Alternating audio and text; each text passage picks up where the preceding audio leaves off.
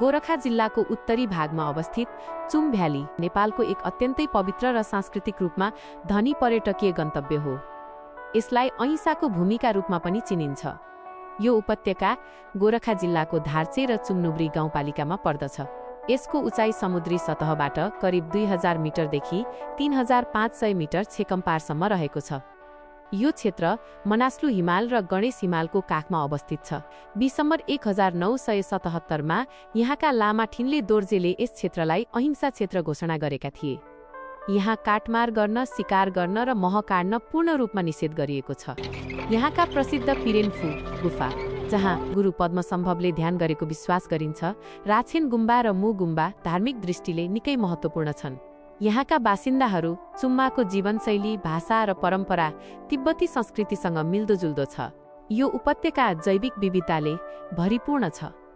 यहाँ झारल, कस्तुरी मृग र हिउँ चितुवा जस्ता दुर्लभ जनावरहरू पाइन्छन्।